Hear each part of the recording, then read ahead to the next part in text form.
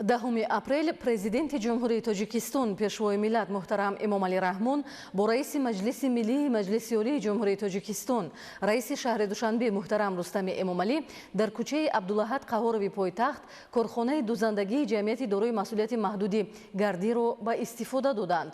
Иншооти навбунёд аз 3 ошёна иборат буда, дар он истеҳсоли сару либоси мардонаву занона ва кӯдакона ба роҳ монда шудааст. Тафсилоти бештар дар гузориши хабарнигорони мо. 10 апрел президенти ҷумҳурии Тоҷикистон пешвои миллат муҳтарам Эмомалӣ Раҳмон бо раиси Маҷлиси миллии Маҷлиси олии ҷумҳурии Тоҷикистон, раиси шаҳри Душанбе муҳтарам Рустами Эмомалӣ дар кӯчаи Абдулаҳад Қаҳорови пойтахт корхонаи дузандагии ҷамъияти дорои масъулияти маҳдуди Гардиро мавриди баҳрабардорӣ қарор доданд. иншооти навбунёд аз 3 ошона иборат буда бо маблағи 45 миллион сомонӣ сохта шудааст. дар он истеҳсоли сару либоси мардонаву занона ва кӯдакона ба роҳ монда шудааст. либосҳои зебову шинами коргоҳ аз лиҳози сифат рақобатпазир буда мувофиқ ба завқу хоҳиши харидорон духта мешавад.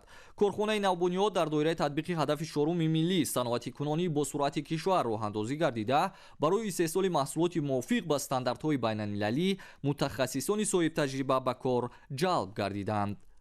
برای ما جمع بانوان و زنان باعث افتخار است که امروز کارخانه دوزندگی که ما در آن کار میکنیم و اشتراکی به واسطه پیشوای ملت و رئیس محترم شهر دوشنبه مورد استفاده قرار گرفت.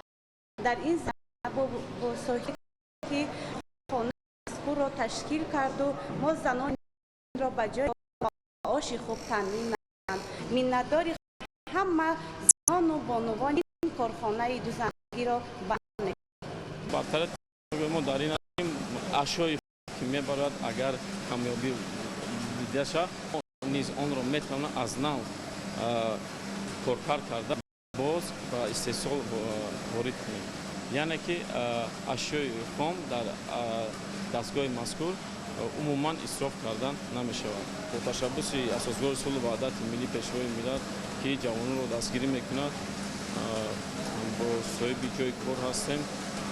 تشکر زیاد به جناب عالی این ما رو هم جوانان رو دستگیری کرده اینجا کار و فعالیت میکنیم و در آینده هم ما نیز امیدواریم که استحصال وطنی خود رو زیادتر کنیم، باز با صادرات بازارهای جهانی نیز نیت‌ها هست برای ҳоло шумораи коргарон дар фабрикаи дузандагии 210 нафарро ташкил дода, бо пурра ба кор пардохтани иқтидори лоиҳавии он шумораи онҳо ба 400 нафар расонида мешавад. тавре ба сарвари давлат муҳтарам Эмомалӣ Раҳмон иттилоъ доданд, корхонаи дузандагии Гардӣ дар як шабонарӯз имкон дорад то 13 000 сару либоси гуногун истеҳсол карда, дар маҷмӯъ дар як сол аз 1,5 то 2 миллион дона либос омода намояд. дар маҷмӯъ корхона тавлиди бештар аз 45 навъи маҳсулотро роҳандозӣ карда.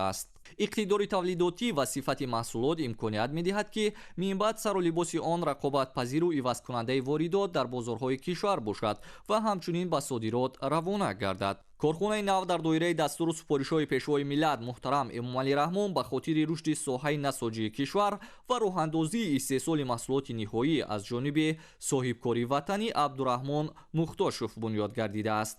миннатдории худро ба асосгузори сулҳу ваҳдати миллӣ пешвои миллат президенти ҷумҳурии Тоҷикистон муҳтарам Эмомалӣ Раҳмон мерасонам ва ба раиси шаҳр муҳтарам Рустами Эмомалӣ ва ба соҳибкоре ки инҷоро ба кор даровардааст, аз тамоми аз ҳамаи коргарони инҷо миннатдории худро баён менамоям ва мехоҳем ки дар оянда ҳамин хел корхонаҳо зиёдтар шаванд. мо ҳамчун ҷавондухтарон ҷавонзаноне ки дар хона бекор мешинем омада дар инҷо кор фаъолият кунем. мо занҳои хонашин то ин вақт дар хона менишастем, имрӯз омада ба ин коргоҳ кору фаъолият карда истодаем. маошамон хуб аст, бо хӯроки нисфи рӯзӣ таъмин ҳастем. мо аз пешвои миллат, аз раиси шаҳри Душанбе, аз номи ҳамаи занҳои ҳамин коллектив миннатдории худамонро изҳор мекунем. дар инҷо мо футболка, брижа ва бисёр чизҳои хориҷиро ҳам мебурем ва ба мутахассисони басти якум, дуюм ва сеюм, чорум инҳоро месупорем. миннатдории худамонро ба сарвари давлати ҷумҳурии Тоҷикистон ва ба раиси шаҳри Душанбе мерасонем, чун мо ба ҷои кор ва маоши хуб таъмин ҳастем. аснои шиносоӣ иброз гардид ки дар тамоми марҳалаҳои истеҳсолӣ назорати сифат роҳандозӣ шуда, ҳамчунин ба шаклу намуд ва дизайни либос низ диққати хоса дода мешавад. раванди истеҳсолот асосан ба таври худидоракунӣ бароҳ монда шуда, дар хатти истеҳсолӣ бештар аз 230 дастгоҳи махсуси дузандагӣ васл гардидааст. дар ҳамин ҷо сарвари давлат муҳтарам Эмомалӣ Раҳмон ба маҳсулоти ниҳоии корхонаи дузандагии гардӣ шинос шуда, ба сифати маҳсулот ва шаклу дизайни он баҳои баланд доданд. ин коргоҳ имконият фароҳам меоварад то соҳаи насоҷии кишвар рушд ёбад ва марҳила ба марҳила коркарди пурраи ашёи хоми маҳаллӣ дар дохил роҳандозӣ шавад. корхонаи дузандагии гардӣ ҳамзамон дорои толори намоишӣ, марказҳои гуногуни хизматрасонӣ, ошхона бо 280 ҷойи нишаст ва дигар иншооти ёрирасон мебошад. сарвари давлат муҳтарам Эмомалӣ Раҳмон ба раванди истеҳсолот ва дастгоҳу таҷҳизоти корхона баҳои баланд дода, чунин иқдоми бунёдкоронаи соҳибкорони ватаниро намунаи ибрату боиси дастгирӣ арзёбӣ карданд. масъулини коргоҳи дузандагии навтаъсисро ҳидоят бар он карданд ки ба сифати маҳсулоти хеш диққати аввалин дараҷа диҳанд, то ки он харидорони худро пайдо намояд. 10 апрел президенти ҷумҳурии Тоҷикистон пешвои миллат муҳтарам Эмомалӣ Раҳмон ва раиси маҷлиси миллии маҷлиси олии ҷумҳурии Тоҷикистон, раиси шаҳри Душанбе муҳтарам Рустами Эмомалӣ дар ноҳияи Фирдавсии пойтахт бинои маъмурии шуъбаи маориф ва пойгоҳи рақами 1 муассисаи давлатии маркази шаҳрии ёрии таъҷилии тиббиро ба истифода доданд. дар ду қабати аввали бино пойгоҳи рақами 1 муассисаи давлатии маркази шаҳрии ёрии таъҷилӣ ҷойгир буда, дар 3 ошёнаи болои иншооти мазкур шуъбаи маорифи ноҳияи Фирдавсии пойтахт ҷойгир карда шудааст. маълумоти бештар дар гузориши ҳамкоронамон. 10 апрел президенти ҷумҳурии Тоҷикистон пешвои миллат муҳтарам Эмомалӣ Раҳмон ва раиси маҷлиси миллии маҷлиси олии ҷумҳурии Тоҷикистон, раиси шаҳри Душанбе муҳтарам Рустами Эмомалӣ дар ноҳияи Фирдавсии пойтахт бинои маъмурии шуъбаи маориф ва пойгоҳи рақами 1 муассисаи давлатии маркази шаҳрии ёрии таъҷилии тиббиро мавриди истифода қарор доданд.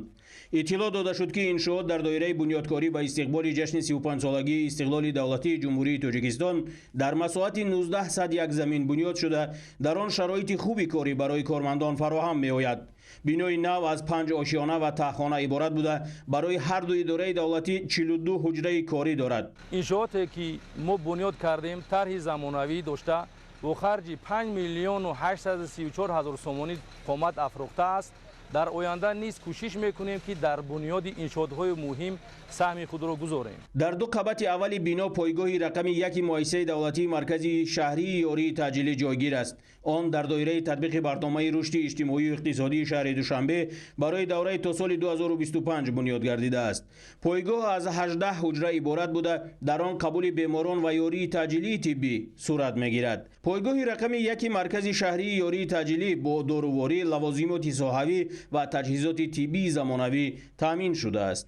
миннатдории худро ба муҳтарам пешвои миллат ба ҷаноби олӣ баён менамоем ки чунин шароитҳои корӣ, чунин шароити нағз ба табибон пешниҳод кардан, мо табибон ваъда медиҳем ки чӣ қадар масъулияте, чӣ қадар маълакае ки дар зиммаи мо гузошта шудааст нисбат ба мардум хизматрасонии ёрии аввалияи тиббии худро дариқ намедонем. инчунин пойгоҳи ёрии таъҷилии ҳуҷраи танзимгарон барои қабули даъватҳо, ҳуҷраҳои корӣ барои гурӯҳҳои ёрии таъҷилии тиббӣ, аз ҷумла табибон, кормандони миёнаи тиб ва кормандони хурди тибро дар бар мегирад ки дар онҳо дар маҷмӯъ наздики 20 нафар кор мекунанд. пойгоҳи рақами 1 муассисаи давлатии маркази шаҳрии ёрии таъҷилии тиббӣ ва риёсати тандурустии мақомоти иҷроии ҳокимияти давлатии шаҳри Душанбе хизматрасонии даъватҳои ёрии таъҷилии тиббиро ба аҳолии ноҳияҳои Фирдавсӣ ва Синои шаҳри Душанбе мерасонад. гуфта шуд ки ба истифода додани иншоот барои саривақт расонидани беморон то муассисаҳои тандурустӣ мусоидат карда, беҳдошти сифати хизматрасонии тиббӣ ба аҳолиро таъмин месозад. дар 3 ошиёнаи болоии иншооти тозабунёд шуъбаи маорифи ноҳияи Фирдавсии пойтахт ҷойгир карда шудааст.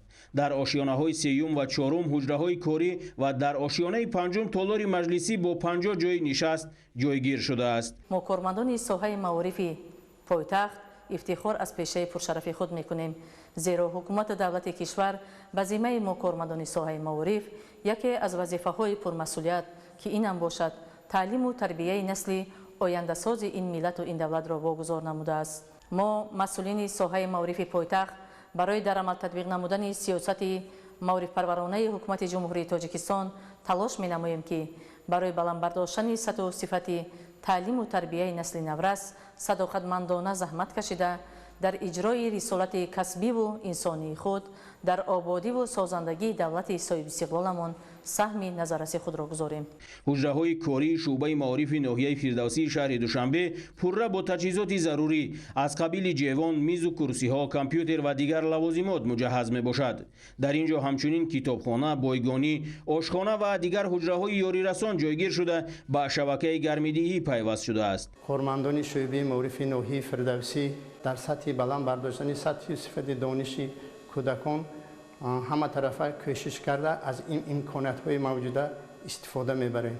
سروری دولت محترم امامعلی رحمان پس از شناسایی با انشاءات نو به صفت کارهای ساختمانی بهای بلند داده به کارمندان ساحه معارف ناحیه فردوسی و پایگاه رقم 1 مؤسسه دولتی مرکز شهری یاری تعجیلی طبی برای باز هم بلند برداشتن صفت کار و استفاده تکنولوژی‌های زمانوی دستور و سفارش‌های مشخص دادند.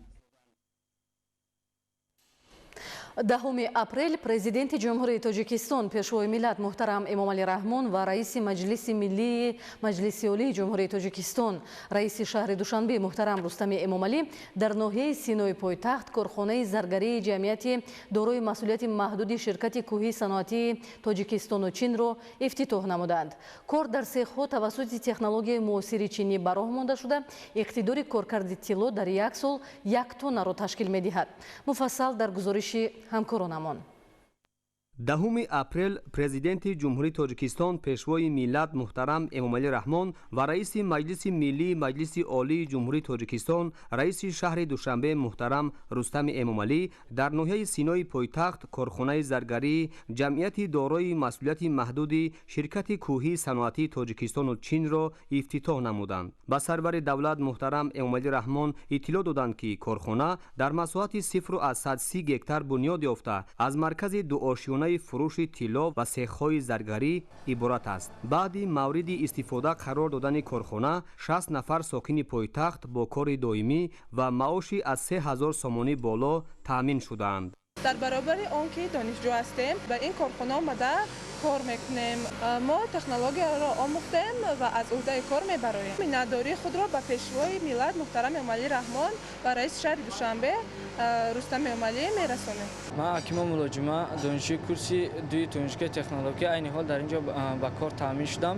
میناداری خود را به اساسگذار اصول وحدت ملی پیشوای ملت پرزیدنت جمهوری تاجیکستان محترم امامعلی رحمان میرسانم که در شهر دوشنبه کارخانه شرکت کوهی صنعتی تاجیکستان خطاب تأسیس داده شد که ما جوانان در برابر دانش آموختن در اینجا صاحب جای کار خوب و معاش خوب گردیدیم.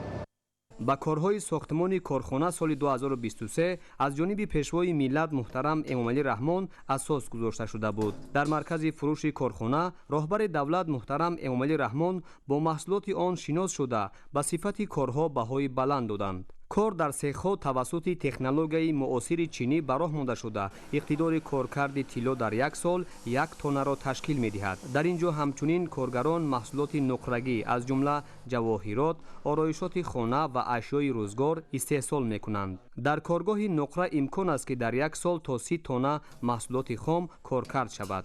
من میرزازاده عبدالمجید ساکن ناحیه رشت دانشجوی کورس 2 دانشگاه تکنولوژی تاجیکستان میباشم. در کارخانه زرگری شرکت کوهی خیتای با کار تامین گردیدم. مینادارگی خود را با پیشوای معظم ملت پرزیدنت جمهوری تاجیکستان محترم امامعلی رحمان رسانم که برای ما چنین کارخانه ها را با کار را درآوردند. از 23 میلیون و 800 هزار سومانی مبلغ بنیادی کارخانه 15 میلیون و 500 هزار سومانی برای ساختمان کارگاه ها و بیش از 8 میلیون سومانی برای خرید تجهیزات و دیگر اشیای ضروری صرف شده است. پرزیدنت کشور محترم امامعلی رحمان به صاحبکاران برای عملی سازی چنین تدبیر مهم بهای بلند دادند. طور تاکید گردید بنیاد و به استفاده دادن چنین کارخانه زرگری در سمت رشد ساحه صنعت و تامین شهروندان با کار دائمی اقدام иқдоми шоиста мебошад. пас аз ифтитоҳи корхонаи заргарӣ дар ҳамин ҷо президенти кишвар муҳтарам эмомалӣ раҳмон барои бунёди ду корхонаи нави заргарӣ, корхонаи заргарӣ ширкати ҷамъияти дорои масъулияти маҳдуди ТВА Душанбе саноати кӯҳӣ ва корхонаи заргарӣ ширкати ҷамъияти дорои масъулияти маҳдуди Пакрут санги асос гузоштанд. иттилоъ дода шуд ки ҳар ду корхона дар шаҳри Душанбе бо арзиши лоиҳавии 45 миллион сомонӣ дар муддати 1 сол сохта шуда, дар онҳо зиёда аз 100 сокини шаҳри Душанбе асосан духтарону бонувон бо кор таъмин мегарданд. 10 апрел раиси маҷлиси миллии маҷлиси олии ҷумҳурии Тоҷикистон, раиси шаҳри Душанбе муҳтарам Рустами Эмомалӣ бинои нави маъмурии нозироти андози ноҳияи Шоҳмансури пойтахтро мавриди истифода қарор доданд. гузориш дар ин хусус. раиси маҷлиси миллии маҷлиси олии ҷумҳурии Тоҷикистон, раиси шаҳри Душанбе муҳтарам Рустами Эмомалӣ бинои нави маъмурии нозироти андоз дар ноҳияи Шоҳмансури шаҳри Душанберо мавриди истифода қарор доданд. иншооти навбунёд аз таххона ва 5 ошона иборат буда, дар ошонаи якум толори хизматрасонӣ ба шаҳрвандон, андозсупорандагон ва маҷлисгоҳ бо 120 ҷои нишаст ҷойгир мебошад. бинои нозироти андоз дар ноҳияи Шоҳмансур дар доираи тадбирҳои созандагӣ ба истиқболи ҷашни 35-солагии истиқлолияти давлатии ҷумҳурии Тоҷикистон бунёд гардида, дар он барои 110 нафар корманди соҳа, шахсони воқеӣ, ҳуқуқӣ, соҳибкорони инфиродӣ ва андозсупорандагон шароити хуби кору хизматрасонӣ фароҳам оварда шудааст. масоҳати умумии иншоот 2500 метри мураббаъро ташкил дода, корҳои сохтмонӣ соли 2023 оғоз гардида буд. фармоишгари иншоот кумитаи андози назди ҳукумати ҷумҳурии Тоҷикистон ва пудратчи ҷамъияти дорои масъулияти маҳдуди мегатехника иншоот маҳсуб меёбад. дар бинои тозабунёд 33 ҳуҷраи корӣ мавҷуд мебошад ки ҳар яки он бо мизу курсӣ ва таҷҳизоти муосири соҳавӣ муҷаҳҳаз мебошанд. насби дастгоҳу таҷҳизот ва барномаҳои муосири соҳавӣ имкон медиҳад ки шаффофияти фаъолияти нозироти андоз дар муносибат бо андозсупорандагон таъмин карда шуда, бидуни омили инсонӣ ва бо сарфаи вақт пешниҳоду гирифтани маълумот оид ба фаъолияти молиявию ӯҳдадориҳои андозсупорӣ анҷом дода мешавад. бинои нави маъмурии нозироти андоз дар ноҳияи Шоҳмансури шаҳри Душанбе бо тарҳу услуби хоси меъморӣ бунёд карда шуда, ҳамзамон саҳни он бо гулубутта ва ниҳолҳои ороишию сояафкан ободу зебо гардонида шудааст.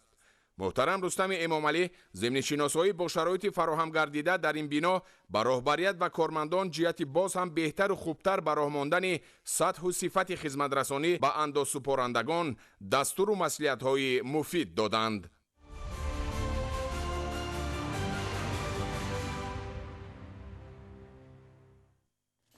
бинандаҳои азиз, бо расидани дигар хабару гузоришҳо дар нашрҳои минбаъда ба шумо иттилоъ медиҳем. саломат бошед.